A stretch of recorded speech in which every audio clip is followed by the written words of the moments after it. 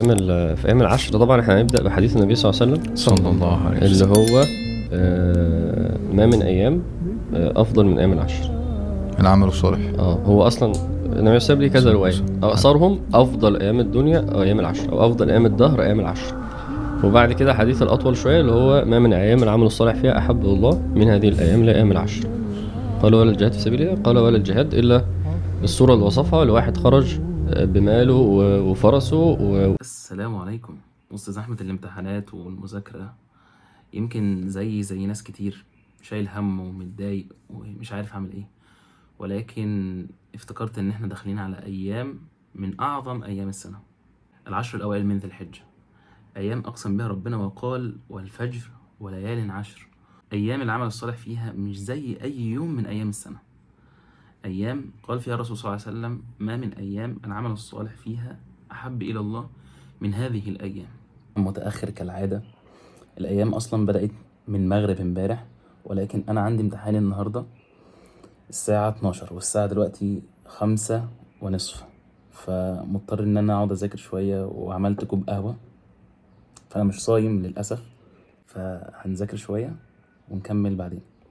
لو انت عملت اعمال صالحة معينة في العشر دول وعملتها في اي وقت في السنة، في الوقت ده بتكون افضل واعظم ومضاعفة اكثر واحب الى الله عز وجل. طيب لو انت جاهدت في سبيل الله في اي وقت في السنة وعملت اعمال صالحة مش جهاد في هذه الايام العشر، تخيل ان هذه الايام العشر الاعمال الصالحة اللي فيها هتكون اعظم من الجهاد طول السنة، الا الجهاد بقى اللي استثناه النبي صلى الله عليه وسلم، ان انت تخرج بنفسك ومالك ما ترجعش بحاجة خالص، يعني تستشهد وفي نفس الوقت مالك كله يخرج في سبيل الله. بس تخيل رايح شويه، ولكن كل اللي في دماغي ان ربنا ييسر لي، مش بس في الامتحان ولكن في قلبي كمان، ازاي ان انا اخرج من زحمة الايام دي، وازاي ان انا اكون مستغلها، وان انا ارجع قريب من ربنا مش بعيد عنه.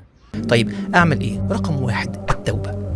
بصوا، مش هنزهق في الكلام عن التوبة. توب لله عز وجل.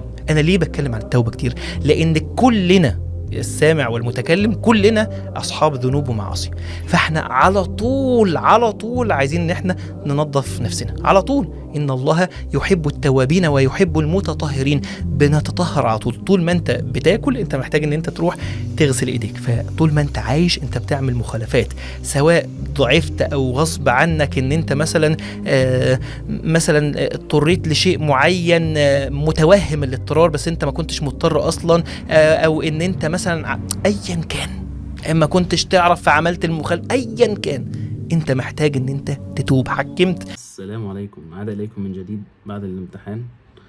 الحمد لله، قدر الله ما شاء فعل، ولكن خلصت الامتحان وكنت متخيل ان هبقى فرحان وخلاص، ولكن قلبي كان مشغول بحاجة تانية. كنت حاسس اني محتاج ابدأ بداية، محتاج ابدأ مع ربنا بداية من غير تكليف، ببساطة حاجة كده سنة سنة على القد، من غير ما اخد خطوة كبيرة واروح عامل دروب واقع. طيب يعني ايه؟ يعني انا محتاج ان انا ارجع خطوة خطوة، مش لازم اصوم كل يوم، مش لازم اختم. يعني انا النهارده مثلا مش صايم لان كان عندي امتحان، فانت بترجع بالحاجة اللي انت تقدر عليها، ماشي؟ لا يكلف الله نفسا الا وسعها. تبدأ ترجع ازاي بقى؟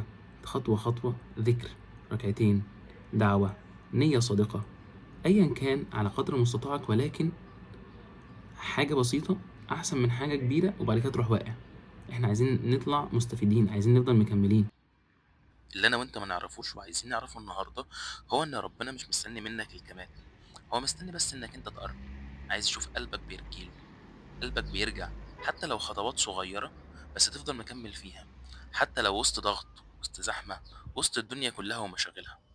فالعشر أيام دول مش مجرد أيام بتيجي كل سنة، ولكن دي فرصة وهدية ربنا بيبعتها لنا كل سنة عشان يرحمنا ويغير قلوبنا، ويمكن تبقى فرصتنا للتغيير.